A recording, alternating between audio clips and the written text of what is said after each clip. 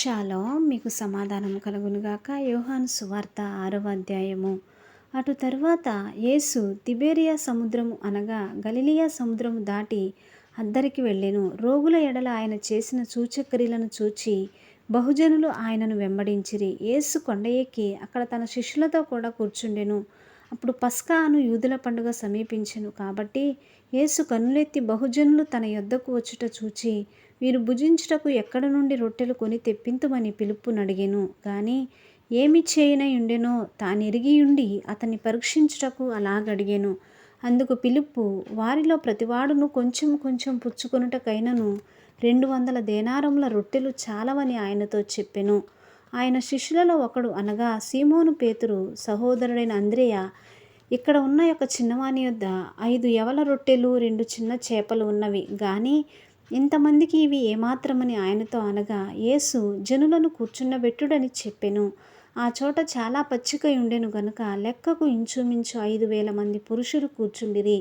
యేసు ఆ రొట్టెలు పట్టుకొని కృతజ్ఞతాస్తుతులు చెల్లించి కూర్చున్న వారికి వడ్డించెను. అలాగున చేపలు కూడా వారికిష్టమైనంత మట్టుకు వడ్డించెను. వారు తృప్తిగా తినిన తరువాత ఏమీయూ నష్టపడకుండా మిగిలిన ముక్కలు పోగు చేయడని తన శిష్యులతో చెప్పెను. కాబట్టి వారు భుజించిన తరువాత వారి యొద్ద మిగిలిన 5 యవల రొట్టెలు ముక్కలు పోగు చేసి 12 గంపలు నింపిరి. ఆ మనుషులు యేసు చేసిన సూచక్రియను చూచి, నిజముగా ఈ లోకమునకు రాబో ప్రవక్త ఈయనే అని చెప్పుకొనిరి.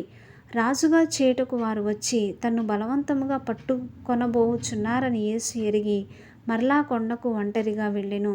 సాయంకాలమైనప్పుడు ఆయన శిష్యులు సముద్రమునొద్దకు వెళ్ళి దోణి ఎక్కి సముద్రపుటద్దరినున్న కపెర్నహూమునకు పోవుచుండిరి. అంతలో చీకటి ఆయెను గాని యేసు వారి యొద్దకు ఇంకనూ రాలేదు.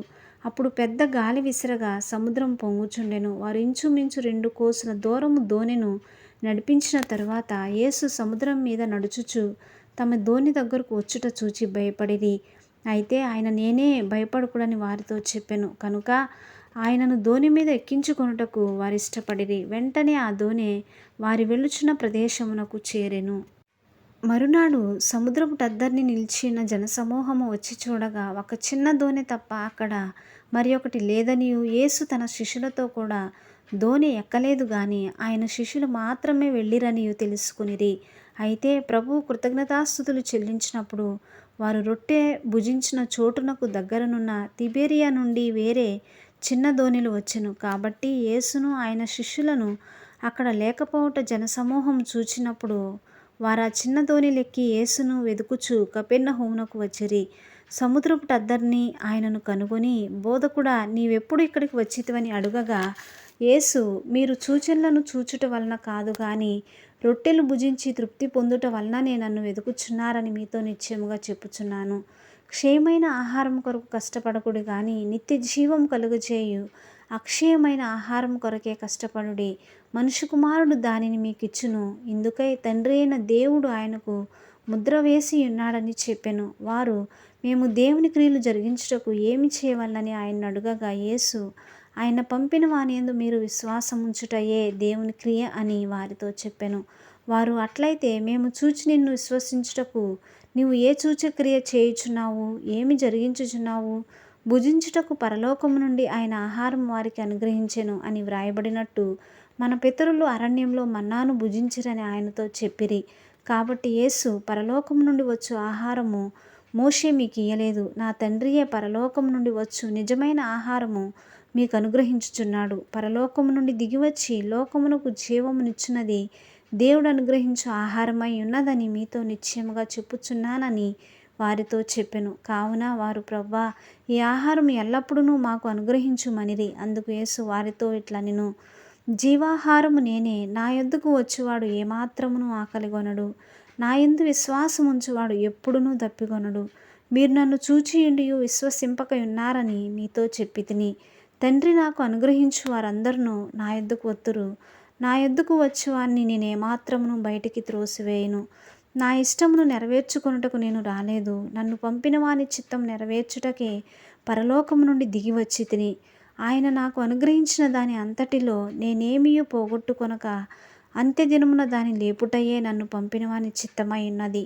కుమారుని చూచి ఆయన యందు విశ్వాసముంచు ప్రతివాడును నిత్యజీవం పొందుటయే నా తండ్రి చిత్తము. అంత్యదినమున నేను వానిని లేపుదును.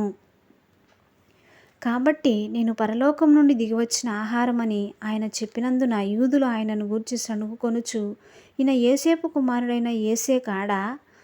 ఈయన తల్లిదండ్రులను మనం ఎరుగుదుము గదా. నేను పరలోకం నుండి దిగివచ్చి ఉన్నానని ఈయన ఎలాగూ చెప్పుచున్నాడనిరి. అందుకు యేసు, మీలో మీరు సణుగు కొనకుడి. నన్ను పంపిన తండ్రి వానిని ఆకర్షించితేనే గాని ఎవడునూ నా యొద్దకు రాలేడు. అంత్యదినమున నేను వారిని లేపుదును. వారందరూ దేవుని చేత బోధింపబడుదురు అని ప్రవక్తల లేఖనములలో వ్రాయబడి ఉన్నది గనుక తండ్రి వలన విని నేర్చుకొనిన ప్రతి వాడును నా యొద్దకు వచ్చును. దేవుని యొద్ద నుండి వచ్చినవాడు తప్ప మరి ఎవ్వడునూ తండ్రిని చూచి ఉండలేదు. ఈయనే తండ్రిని చూచి ఉన్నవాడు. విశ్వసించువాడే నిత్య జీవము గలవాడు. జీవాహారము నేనే. మీ పితరులు అరణ్యంలో మన్నాను తినినను చనిపోయిరి. దీనిని తినువాడు చావకుండునట్లు పరలోకము నుండి దిగివచ్చిన ఆహారం ఇదే. పరలోకము నుండి దిగివచ్చిన జీవాహారమును నేనే. ఎవడైనను ఈ ఆహారం భుజించితే వాడెల్లప్పుడూ జీవించును. మరియు నేనిచ్చు ఆహారము లోకమునకు జీవము కొరకైన నా శరీరమే అని మీతో నిశ్చయముగా చెప్పుచున్నానెను. యూదులు ఈయన తన శరీరమును ఎలాగూ తిననీయగలడని ఒకనితో ఒకడు వాదించిరి. కావున యేసు ఇట్లనెను, మీరు మనుష్య కుమారుని శరీరం తిని ఆయన రక్తం త్రాగితేనే కానీ మీలో మీరు జీవము గలవారు కారు. నా శరీరమును తిని నా రక్తము త్రాగువాడే నిత్య జీవము గలవాడు. అంత్యదినమున నేను వాణ్ణి లేపుదును. నా శరీరము నిజమైన ఆహారమును నా రక్తము నిజమైన పానమునై ఉన్నది. నా శరీరము తిని నా రక్తం త్రాగువాడు నా యందును నేను వాని యందును నిలిచియుందుము. జీవము గల తండ్రి నన్ను పంపెను గనుక నేను తండ్రి మూలముగా జీవించుచున్నట్టే నన్ను తినువాడును నా మూలముగా జీవించును. ఇదే పరలోకము నుండి దిగివచ్చిన ఆహారము. పితరులు మన్నాను తినియు చనిపోయినట్టు కాదు. ఈ ఆహారం తినువాడు ఎల్లప్పుడూ జీవించునని నిశ్చయముగా మీతో చెప్పుచున్నానెను. ఆయన కపెర్నహూములో బోధించుచు సమాజ మందిరంలో ఈ మాటలు చెప్పెను. ఆయన శిష్యులలో అనేకులు ఈ మాటలు విని, ఇది కఠినమైన మాట, ఇది ఎవడు వినగలడని చెప్పుకొనిరి. యేసు తన శిష్యులు దీన్ని గూర్చి సణుగుకొనుచున్నారని తనకు తానే ఎరిగి వారితో ఇట్లనెను, దీనివల్ల మీరు అభ్యంతరపడుచున్నారా? అలాగైతే మనుష్య కుమారుడు మునుపున్న చోటునకు ఎక్కుట మీరు చూచిన ఎడల ఏమందురు? ఆత్మయే జీవింపజేయుచున్నది, శరీరము కేవలం నిష్ప్రయోజనము. నేను మీతో చెప్పియున్న మాటలు ఆత్మయు జీవమునై ఉన్నవి గాని మీలో విశ్వసించిన వారు కొందరున్నారని వారితో చెప్పెను. విశ్వసించిన వారెవరో తన్ను అప్పగింపబోవు వాడెవడో మొదటి నుండి యేసునకు తెలియను. మరియు ఆయన తండ్రి చేత వానికి కృప అనుగ్రహింపబడకుంటే ఎవడునూ నా యొద్దకు రాలేడని ఈ హేతువును బట్టి మీతో చెప్పితినెను. అప్పటి నుండి ఆయన శిష్యులలో అనేకులు వెనుక తీసి మరి ఎన్నడూనూ ఆయనను వెంబడింపలేదు. కాబట్టి యేసు, మీరు కూడా వెళ్ళిపోవాలని ఉన్నారా అని 12 మందిని అడుగగా, సీమోను పేతురు, ప్రవ్వా, ఎవని యొద్దకు వెళ్ళుదుము? నీవే నిత్య జీవపు మాటలు గలవాడవు. నీవే దేవుని పరిశుద్ధుడవని మేము విశ్వసించి ఎరిగి ఉన్నామని ఆయనతో చెప్పెను. అందుకు యేసు, నేను మిమ్మును 12 ఏర్పరచుకొనలేదా? మీలో ఒకడు సాతాను అని వారితో చెప్పెను.